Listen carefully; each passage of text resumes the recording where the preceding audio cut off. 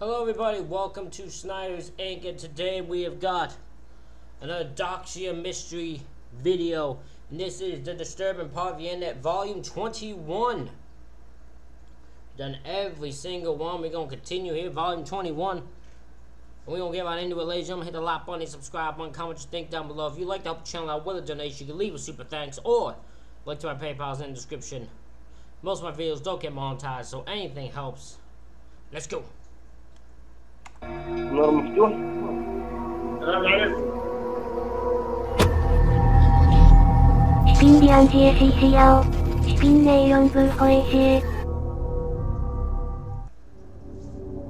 We all have seen videos such as Username 666 and other fake and staged YouTube videos, which at the time were pretty creepy.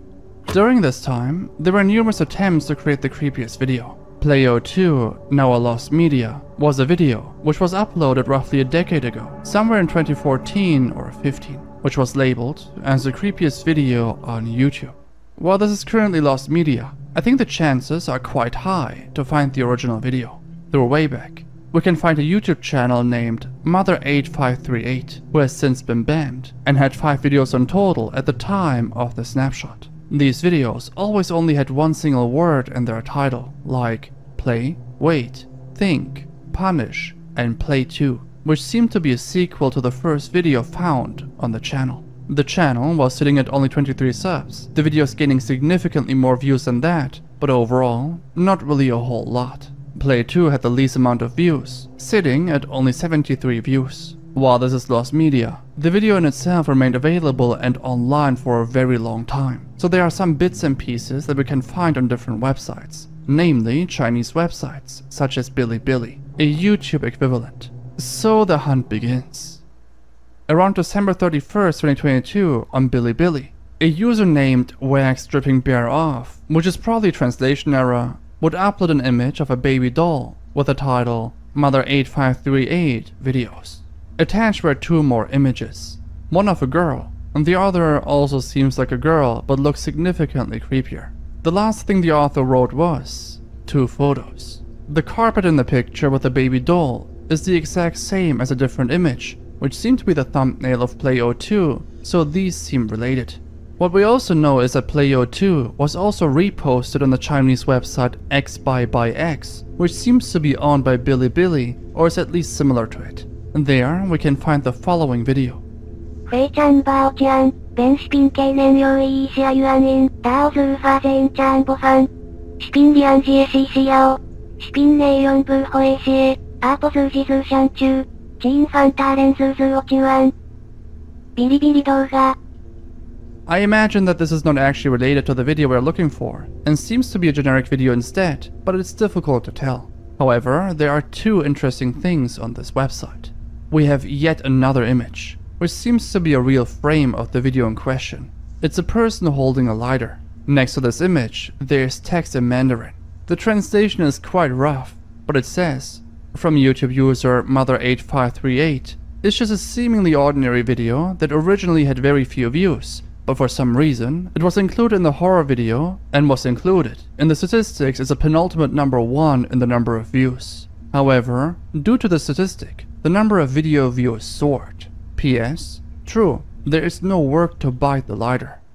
From the way I understand it, the video was initially not well known, thus had very little views, but after it got mentioned somewhere in some statistics, he probably means in a high score of creepiest videos, it soared, amassing a lot of views. There was a thread on Our Internet Mysteries, also talking about the subject matter, and they also mentioned a high score or ranking type of video from Watch Data, where they included Play02 as the creepiest video. In their video, we can see the same person holding the lighter, so it definitely is a frame of the original video, and Watch Data also adds, user Mother8538 gives the viewer a stark warning that the worst is yet to come, hinting that something disturbing is about to happen after they use the lighter. My question is, how was Watch Data able to find such an old video, which only had 77 views at the time of them making this ranking video? And why did the channel get banned after? Keep in mind that Watch Data uploaded this video on the 24th of October 2022, which was multiple years after Play02 was originally uploaded. In the archive, the video merely had 73 views, So approximately in 7 years, the video only gained 4 views, one of which was Watch Data himself. At the same time, Watch Data included many videos with very little views in their ranking. So I imagine they might have browsed through some old forums where stuff like this was discussed to compile their list. So it's possible that Watch Data might still have the video somewhere, or they at least know how to find it. However, in my research, apart from the things I just discussed, there was no additional information. According to the Reddit user, how interesting. So this is a video that is seen as creepy, or one of the scary videos on YouTube. Yet by what has happened by, I guess, by 90 seconds, it seems like not much happens actually in the video. I wonder what happens on this video. Like, I wonder what happens in the actual video. User Many Reflection 3215. They claim that this frame with the lidar was the thumbnail of the video. Reverse image searching yields no results. Currently, these are what we are left with. Some images that may or may not be related to Play-O-2, and a Watch Data video, where they claim that this is the creepiest video on YouTube, showing what appears to be a thumbnail of Play-O-2. It goes without saying that there's always the possibility that this is a hoax, so just putting it out there. If new information surfaces, I'll let you know. On the subreddit Ask Reddit, the questions posted.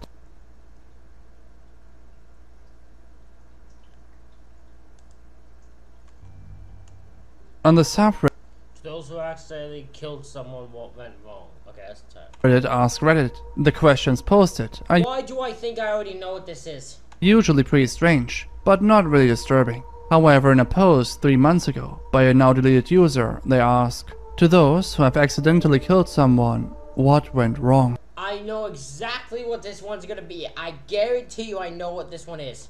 The post quickly gained some momentum, amassing 14,000 upvotes and 5.5 thousand comments. There's no way to tell if the commenters will tell the truth, so it's up to you if you want to believe it or not. I picked out some interesting ones, which seem believable, with this one reading, my dad is a garbage truck driver in a major city. Oh! So he's just doing a bunch of different ones, okay. A few years ago, there was a dead and crushed homeless man found at the dump. They went through the camera footage and the tickets for the trucks coming and going and narrowed it down to my dad's truck who dumped the man. The guy was sleeping in a dumpster. For those of you that don't know, there's a packer blade in the back of those trucks to squish the garbage to make more room. He didn't stand a chance. The next one is about an intruder, reading, a crazy wasted guy broke into my house several years ago.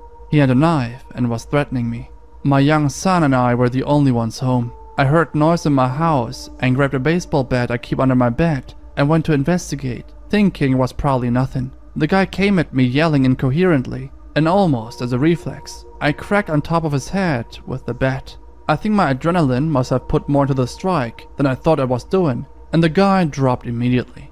I called 911 and the police arrived quickly, but he was already gone.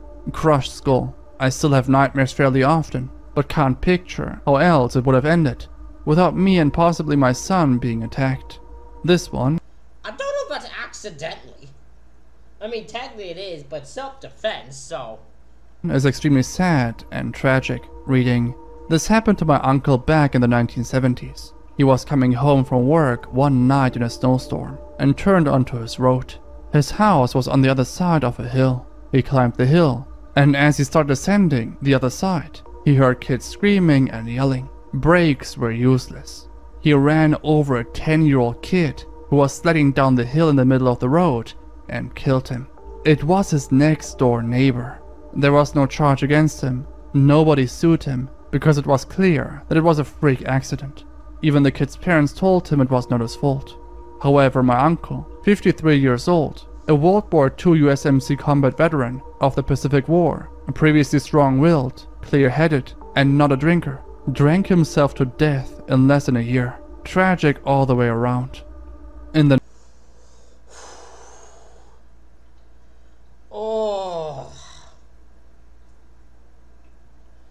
going down a hill, a kid sliding down, he runs him over.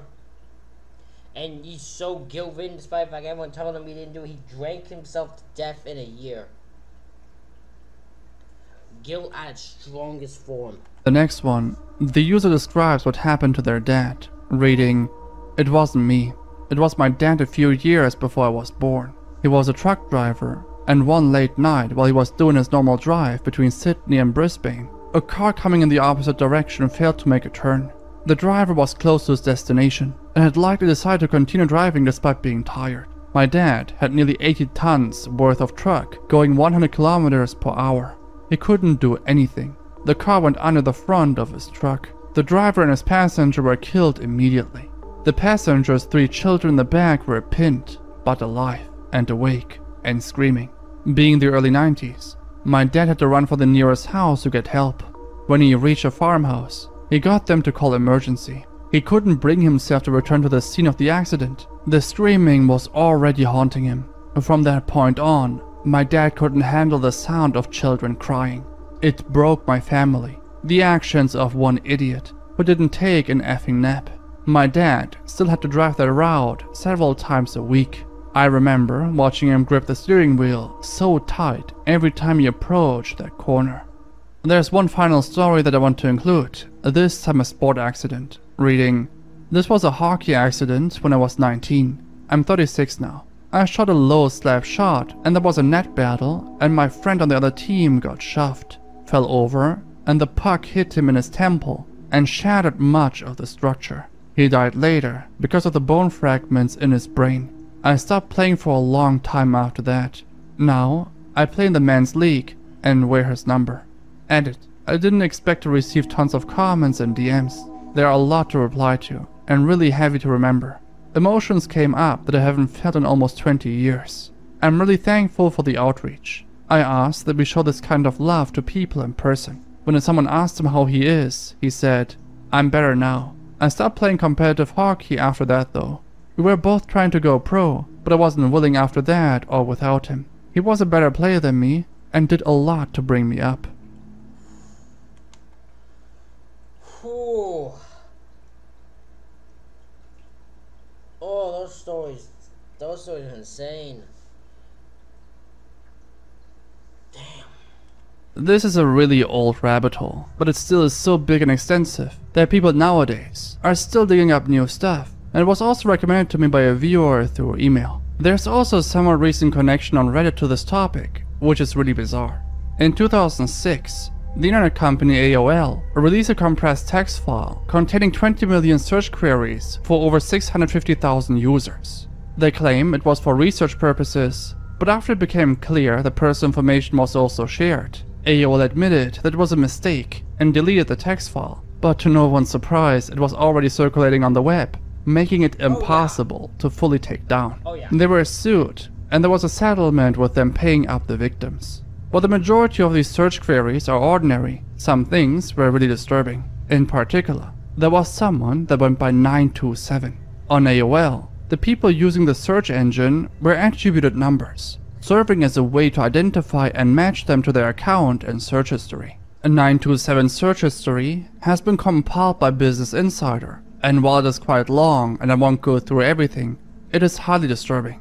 The first few search queries were him searching for lyrics of music or flowers, but it quickly became very dark, with them looking up dog sex. Next to it, there were multiple URLs, so I have to blur them out just in case these websites still operate. They quickly moved on to forced R-word corn. I'm obviously using different words here, I think you know what I mean. There were again web links next to these search queries, but the websites have been shut down or sold off. Other search queries such as testicle festivals or corpse bride could also be found. While this is already pretty insane, it actually gets worse with the following query: hentai child R-word and hentai philia. There are so many links as well, which I didn't check, but I imagine the websites also either have been shut down or they may have been unrelated. Next to the search terms are BDSM, gay, and trans-related, with him looking up Jeffree Star too. Keep in mind that all of this was happening during a time frame of 3 months, so this person was basically chronically online, checking these websites for this type of content. And things get even worse the more you scroll. Here they search for 4 months ultrasound of a girl. Later they search for child incest hentai. There are times where they look up the same stuff over and over and over again, and it's basically a mix of everything. Bestiality, gore, CP, BDSM, humiliation stuff, etc. Towards the end, they are also explicitly looking for hentai CP games, even looking up cause award. I will skip a bit, some stuff here is too wild, not sure I can show it here, but the very last one is literally a website called Traffic Marketplace, with them constantly looking up CP and R-wording. Let's just hope it is not what I think it is. Well, this captured quite a lot of attention at the time it was shared, but nothing was known about this user, and the topic had basically died down. But then suddenly something crazy happened. The link of Business Insider was shared on Reddit, and someone under that post commented and claimed that someone identified herself as 927, and she claimed she was only 9 years old when she conducted these searches. I couldn't really believe it. I can't believe that if I wanted to. No fucking way do I believe that. But after a quick Google search, you'll be able to find a post from 6 years ago on the subreddit Confessions. This is still highly speculative, so this could be fake, as there is no evidence to back up her story. I still thought it was important to take in, so this is what she had to say. I'm user 927, not a troll post. God, I'm so effing embarrassed. Hello Reddit. I didn't want to post it, but I'm pretty sure I'm the infamous user 927. When I say pretty sure, I mean this happened when I was 9 years old. I searched for very effed up things. Not even kidding you, as weird as it is for a 9-year-old to look up such things, I did.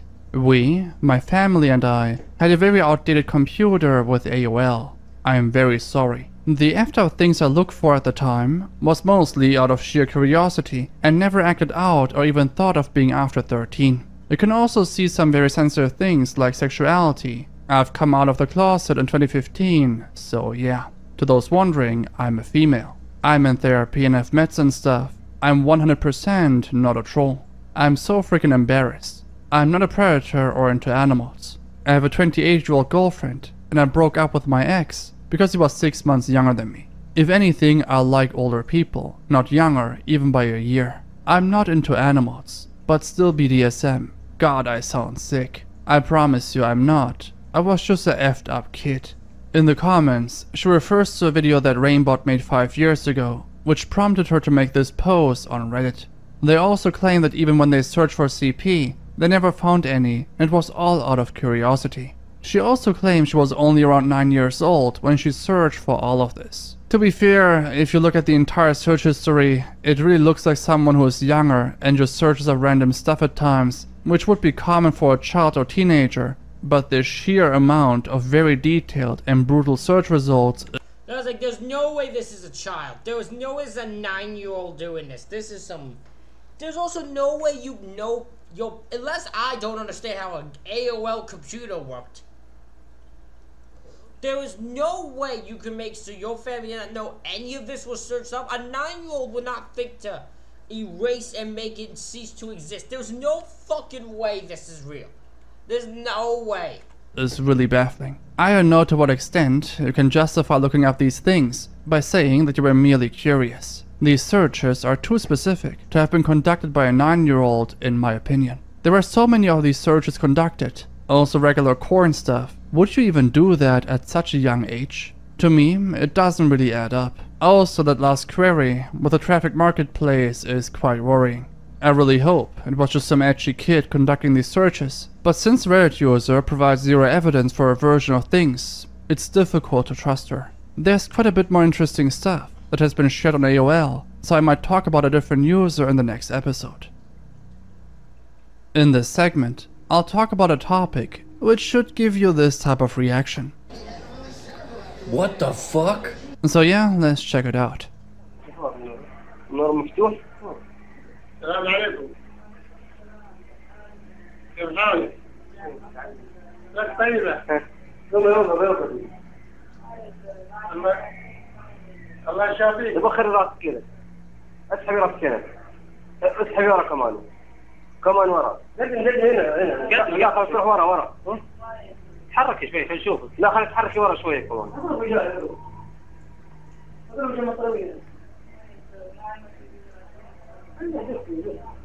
طب تحركي شوي. شوف شوف الترابيزة من ورا. اوكي حليب. خشم. Yeah, it's fucking weird. خشم حلب. حلب. مد لسانك. لا اسمع استنى والله يسلمك. اعوذ بالله من الشيطان الرجيم. لا ما نسمع قول كذا.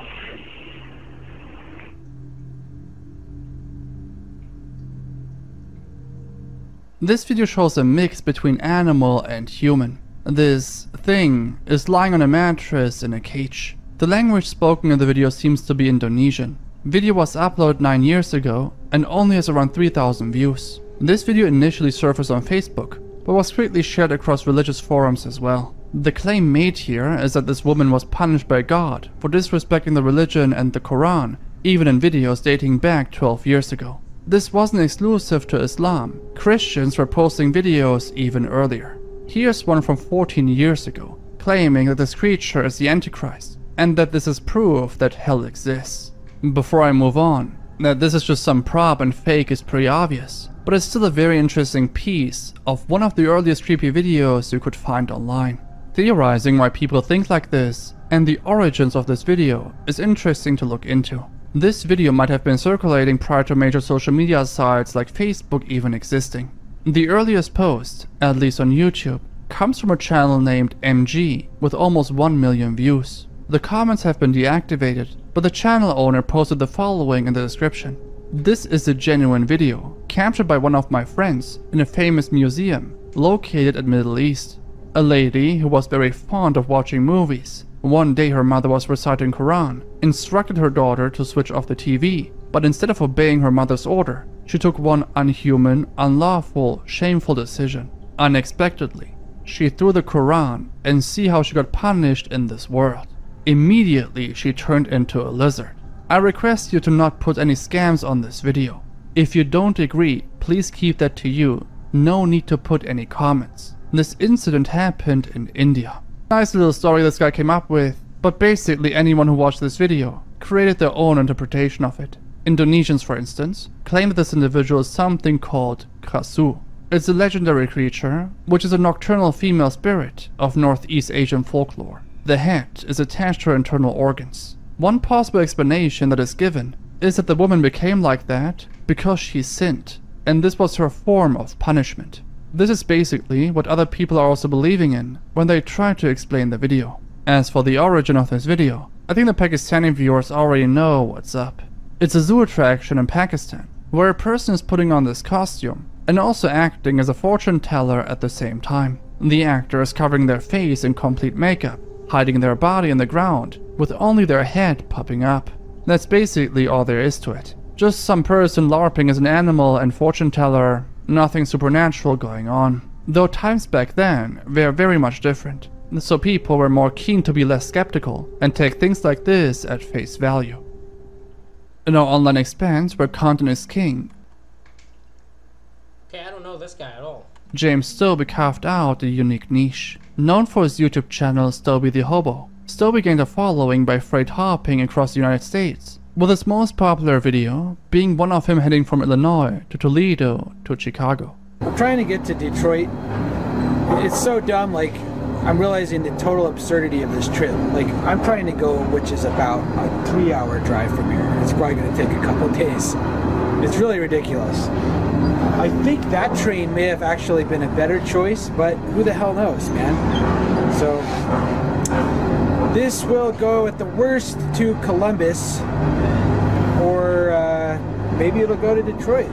There's a junction up ahead in Fort Wayne. We'll see what happens. So it's pretty much the exact same scenery as we were seeing in Illinois. This earned him a dedicated following who were captivated by his stories, lifestyle, and the charisma he radiated through the screen. James Stobie wasn't just another YouTuber looking for fame. He was an explorer at heart.